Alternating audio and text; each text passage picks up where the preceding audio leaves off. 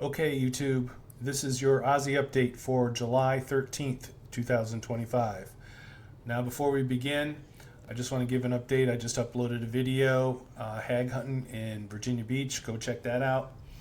All right, so we're going to start here. We got a story about Youngblood. Now, if you guys are keeping up with King Cobra JFS, he had this, he was talking about when he was growing up, his father moved into an apartment and had a pink bathroom. And in this pink bathroom, his dad said, "You know what?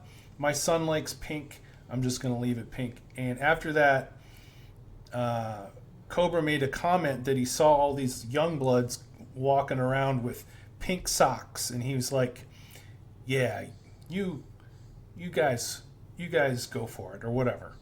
And later on, he mentioned Youngblood because Youngblood played in the concert with Ozzy. So I wasn't sure if he was referring to maybe one time this guy wore pink socks and King Cobra was like jiving with that, or if he was actually talking about kids. I don't know. So this story is from Rova, coming out of New Zealand. Shout out Dogfish. Who is Youngblood and how the hell did he become so close with Ozzy Osbourne? Now, this is from Raynor Perot. Youngblood has become a rising rock star and somehow built a surprising friendship with Ozzy Osbourne along the way. Youngblood's name has been buzzing for a while now, but after his standout performance at Ozzy Osbourne and Black Sabbath's farewell concert, people are paying more attention to him now more than ever. Whether or not you're into his sound, credit where credit's due, this young lad is certainly carving out a place in rock's modern narrative. And somehow he's built a surprisingly close friendship with one of music's most famous icons, Ozzy Osbourne. So who exactly is Youngblood, and how did he go from an underground misfit to someone Ozzy has essentially adopted as one of his own? Youngblood, whose name is Dominic Harrison, was born in 1997 in Doncaster, UK. He first broke out into the music scene in 2018 with 21st Century Liability, a debut album that leaned into alt-pop and hip-hop rhythms with a bit of punk energy and political bite. Over the next couple years, he continued to release music and collaborations, also appearing on various soundtracks, which saw him lean more into more indie rock, pop punk, and punk grit sounds. And here's his Instagram, Youngblood. All right, let me blow this up for you so you can see it a little better.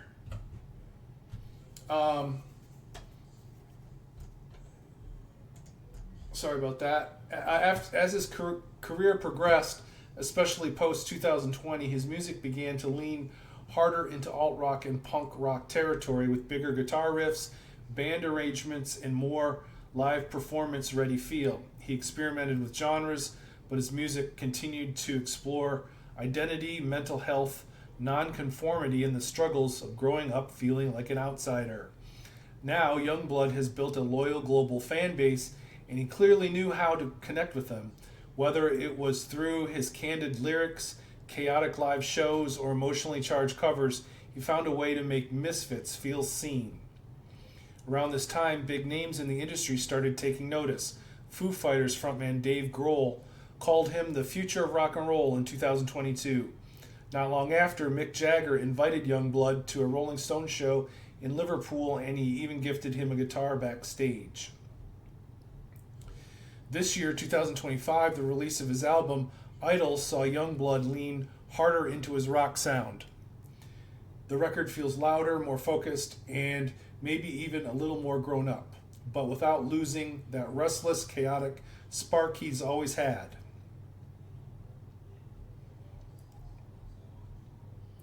Ozzy Osbourne and Youngblood first crossed paths in 2022 during the filming of Youngblood's music video for The Funeral, in which Ozzy made a cameo appearance alongside Sharon Osbourne.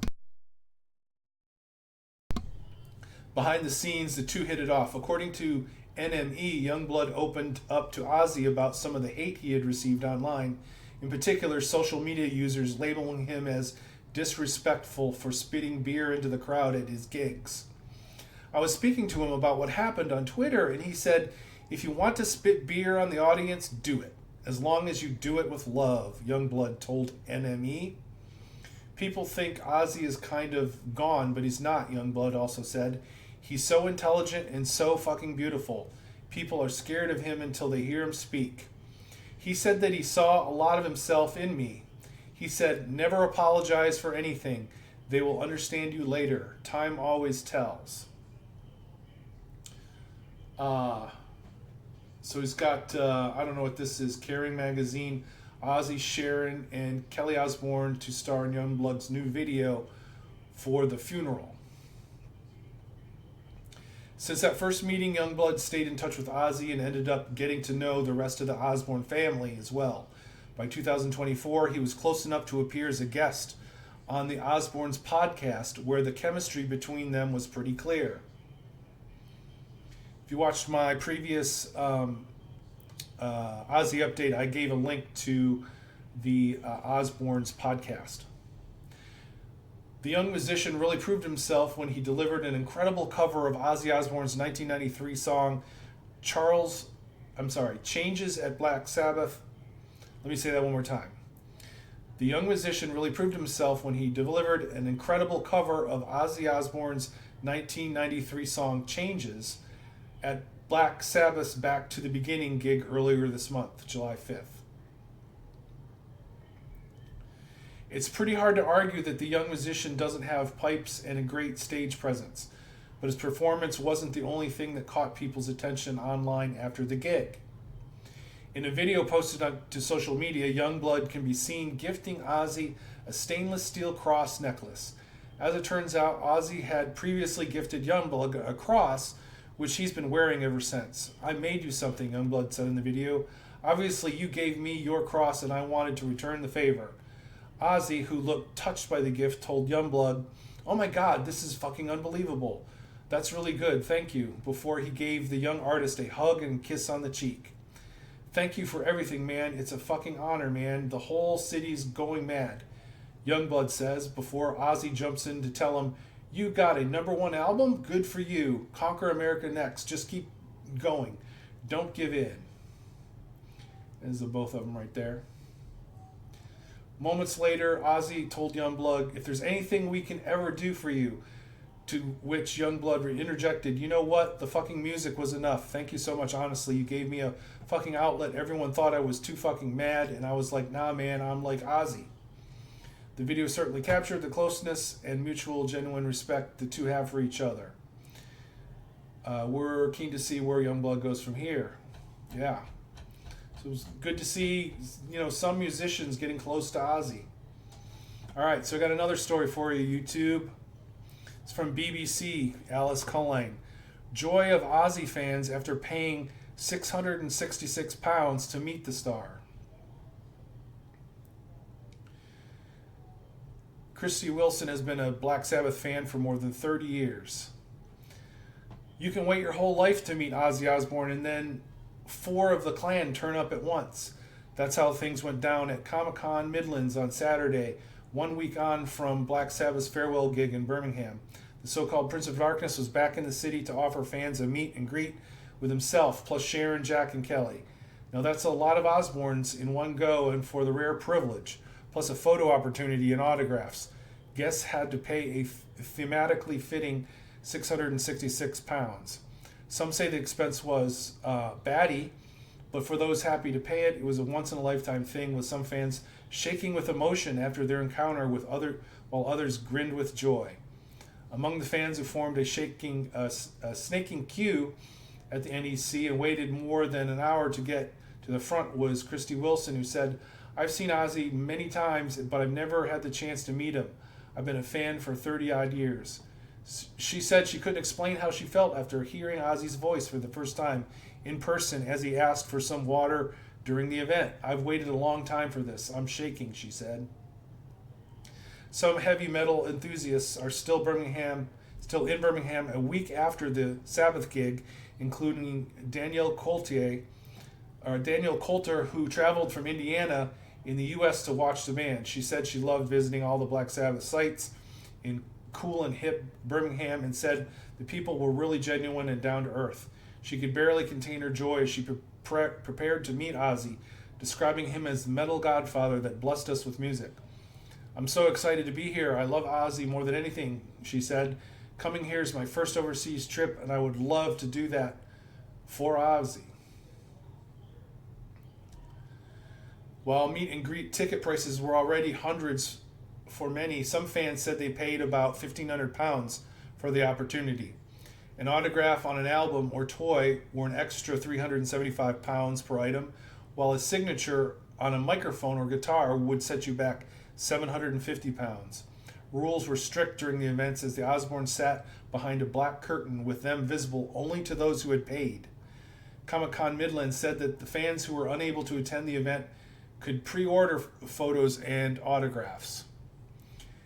As Andy Coleman walked out of his photo opportunity, he was smiling from ear to ear and described the experience as surreal. They smiled and said, "Thank you for being here," and that was it, but it was just such a magical moment, he added. He said he waited happily for the meeting, adding the event had given him the chance to spend more time with the family and that the photo would be framed in his office. I never thought I'd get the opportunity to meet Ozzy. It was just the most surreal moment, he said. All right, and lastly, YouTube, Men's Journal. Rock icon has fans worried he's going to die, and his family is speaking out. His family is furious.